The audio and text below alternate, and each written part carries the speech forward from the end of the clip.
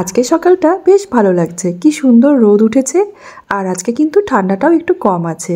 এই যে ব্যালকনিতে বসে আরেকজন চা খাচ্ছে, আর আমিও আমার চাটা নিয়ে বসবো। ঘরের সমস্ত কাজকর্ম সেরে নিয়েছি, এবার একটু রোদে বসবো আর চাটাও খেয়ে নেব দুজন মিলে। আর দিয়া দিশা কিন্তু ঘুমাচ্ছে, এখনও ওঠেনি। ওদেরকে একবার ডাক দিলাম, আর ওরা উঠে গেলে তারপরে ওদেরকেও চাটা দিয়ে দেবো। তো রোদে বসে চাটা খেতে বেশ ভালো লাগছে, তবে আজকে কিন্তু ঠান্ডাটা একটু কমই লাগছে, আমার খুব বেশি ঠান্ডা নেই। চা খাওয়া হয়ে গেছে, রান্নাঘরে চলে এলাম। আর আজকে যেহেতু শনিবার, তো শনিবারে তো আমরা নিরামিষ খাওয়া দাওয়াই করি, সেই কারণে মটর আছে। আর এই যে পনিরটা দিয়ে মটর পনির করব। রাতের বাসন সব গুছিয়ে রাখা হয়নি, বাসনগুলো গোছাবো। বাজার করে নিয়ে এসেছে টুকটাক ফল, আজকে আর সেভাবে কিছু বাজার করেনি। আর কয়েকটা ফল কেটে দিয়েছি, ও বলল ফল খাবে, আর আমি একটু বোঁদে দিয়ে মুড়ি খাবো। তো ওকে একটু দিয়ে দিলাম ফলটা কেটে, আর আমি মুড়িটা আর বোঁদেটা খেতে খুবই ভালোবাসি, ব্রেকফাস্টে মাঝে মাঝে খাই। এই যে দিয়া দিশাও উঠে পড়েছে, উঠে ওরা একটু রোদে বসে আছে।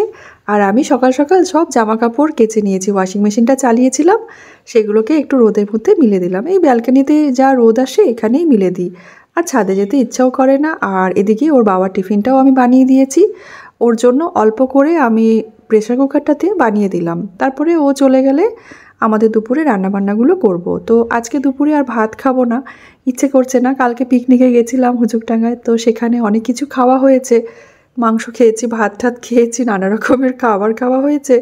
তো আজকে যেহেতু নিরামিষ রান্নাবান্না হবে সব কিছু, সেই কারণে ভাবলাম আজকে একটু রুটিই খেয়ে নেবো। আর মটর পনিরটা দিয়ে দেখবেন রুটিটা খেতে বেশ ভালো লাগে।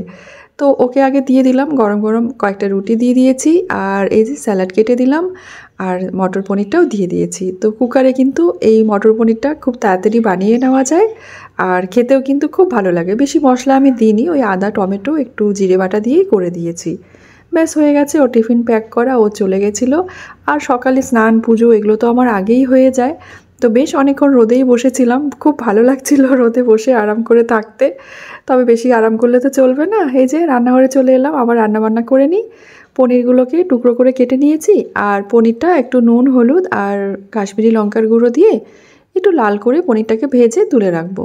তো অনেক সময় আমি পনিরটা কাঁচাও রান্না করি, সেটাও ভালো লাগে খেতে। একদম ফ্রেশ পনির হলে কি হয়, মানে কাঁচা পনিরটাও রান্নাতে দিলে কিন্তু ভালোই লাগে খেতে।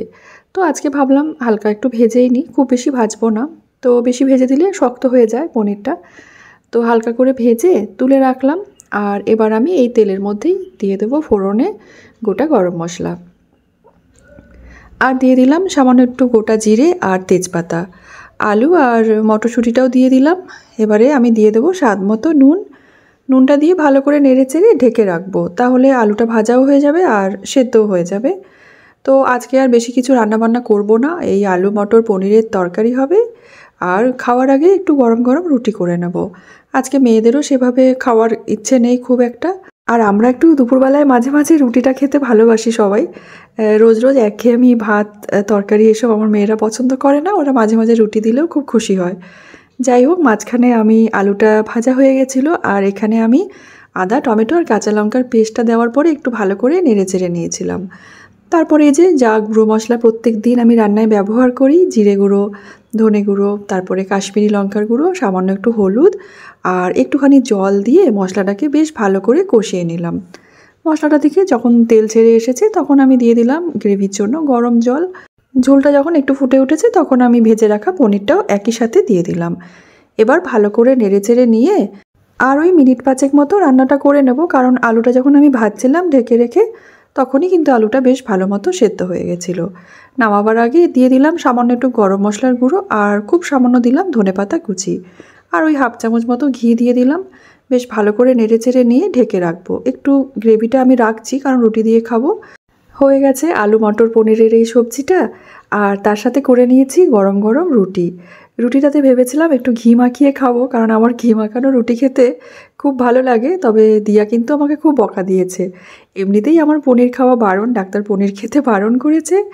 আর রান্না করেছি যখন একটু তো খেতে ইচ্ছে করে, আমার পনিরটা কিন্তু খেতে খুবই ভালো লাগে।